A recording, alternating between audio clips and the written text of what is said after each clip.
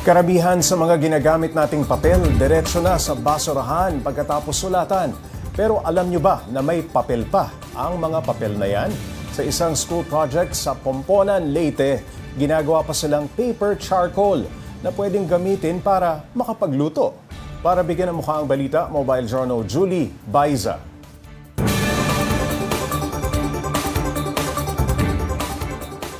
Isang grupo ng mga estudyante sa Pomponan, Leyte ang umisip ng paraan para mapakinabangan ng mga gamit na papel sa eskwelahan. Yari sa pamamagitan ng paper charcoal na pwedeng ipangluto. Ito ang Project Uling o paper briquettes na produkto ng YES organization ng Pomponan National High School.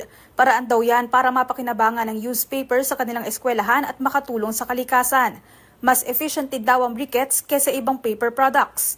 So, I observe po kasi na yung lifespan po ng paper is hindi po ganun ka long term. So, in the end po, nagiging basura lang din po siya kasi hindi nga po siya ganun katibay. So, for me po, parang ito po, para sa akin, ito yung solusyon para mag-lessen po talaga yung waste paper dito sa school namin. Kasi wala nga, as far as I know po, parang wala pong bumibili wala po kami masyadong junk shop dito sa lugar namin po. Wala po masyadong bumibili. Paano nga ba nagawa ang paper charcoal? Magka-cut po kami ng mga papel. Tapos, ilalagay po namin siya sa may tubig. Pagka ng ilang araw, pa-press. Pagkatapos, ibibilad na namin. Simple man pakinggan, hindi raw biro ang pinagdaraanan niyan. Paggupit pa lang ng papel, ilang araw na ang inaabot. 3 araw din ang pagbababad nito sa tubig tsaka ilalagay sa paper presser. Ang machine na yan, ginawa rin ng isa sa mga guro ng eskwelahan. Pero meron na po existing po talaga na machine. Parang kinostomize lang po namin na in our own design. Sa bawat press, 12 briquettes ang nabubuo. Sa ngayon, subok na rin daw ang mga nagawa nilang paper charcoal na tamang-tama sa mga gumagamit pa rin ng kalande uling. Base na rin yan sa feedback ng nakabili nito. Sabi po nung bumili po sa amin, parang gumamit po siya ng less than 10 lang po na paper briquettes po at nakaluto na po siya ng pancit canton. Yun po yung una niyang trinay. Kasi maliit lang po yung kalandi uling. Mas mura raw yan lalo't kada kilo o 15 piraso nito, 15 pesos lang ibinenta ng eskwelahan. Kumpara raw yan sa karaniwang uling na ibinebenta ng 30 pesos kada 3 supot na singbigat ng 1 kilong paper briquette. Sa ngayon, plano nilang pagandahin pa ang kalidad ng paper charcoal. Yan ay para matiyak daw na masusulit ito ng mga gagamit. Mobile Journal Julie Baiza po, hatid ang mukha ng balita. Pag-usapan pa natin ang school project na ito ng mga estudyante sa Pomponan, Leyte kasama si Mobile Journal Julie Baiza. Julie, hindi pala biro gawin itong mga paper charcoal na ito, no? Mahaba yung proseso. Ano bang kaibahan nito dun sa traditional na uling? Matagal gawin yan, Pops 3. Higit 1 linggo ginagawa ng mga bata yan. Kasi parang doon pa lang sa pagugupit nila, ilang araw na, 3 araw ibababad, ipepress, at saka 3 araw ulit na patutuyuin yan. Yung kaibahan, hindi katulad ng karaniwang uling na nagbabaga kaagad pagkatapos umapoy. Medyo matagal siyang umaapoy. So talagang instead na pang-ihaw, pangluto yung gamit sa kanya. So katulad nga nung nabanggit kanina, pancit canton ang unang niluto. Kasi ang traditional na uling minsan ang hirap pabagain no?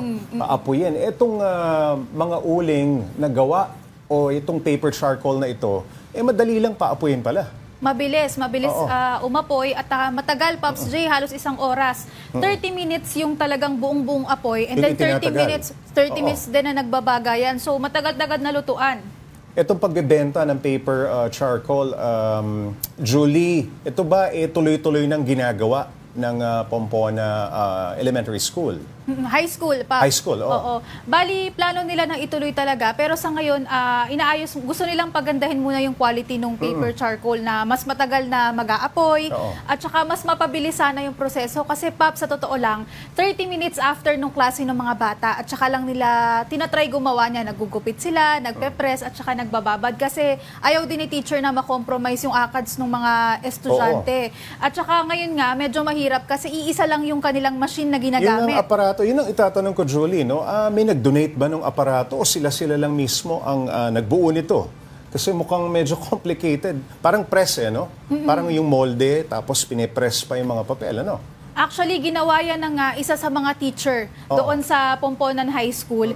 And yung pondo, kasi nakakuha sila ng grant mula sa isang organization. So doon nila nakuha yung pondo. Pero yung idea, katulad nga ng sinabi ni teacher, nandiyan na, meron ng mga paper presser. Kumbaga, kinostomize lang nila. Sa kada isang press, 12 na paper briquettes yung mabubuo niyan. Kung mas marami nga daw sana, mas magiging madali para sa kanila. Kasi dati nga, mano-manong nagpe-press yung mga bata. Itong mga papel, galing lang mismo sa ginamit nung high school, no? Sa Pomponan. Galing yan sa mga talagang waste na yan.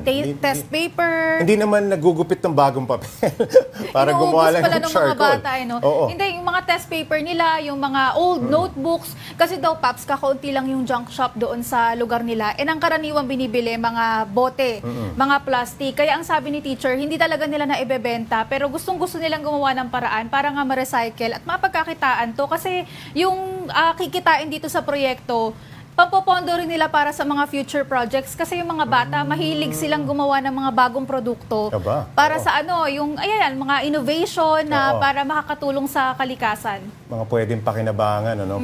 Ito ba, ang intention talaga nila, Julie, talagang gumawa ng paper charcoal para sa project lamang o may vision talaga sila na kinakailangan makapag-introduce tayo ng bagong innovation? Una kasi yung YES organization, talagang parang nakatutok siya sa mga proyekto tungkol sa recycling, pangangalaga sa kalikasan, and yun yung innovation. Pero nagkataon lang na itanong ko kay teacher at yung estudyante na nakausap natin, si Nerissa, sa community nila marami pang kalandiuling ang gamit, Paps. Kaya pumasok sa isip din ng mga bata yung paggamit nga ng mga paper briquettes kasi kumbaga mas makakatipid sila. Ngayon daw, kahoy yung ginagamit ng mga nasa community. So, mas makakatipid kung yung papel yung gagamitin nila. Alright, maraming salamat. Mobile Journal, Julie Baiza.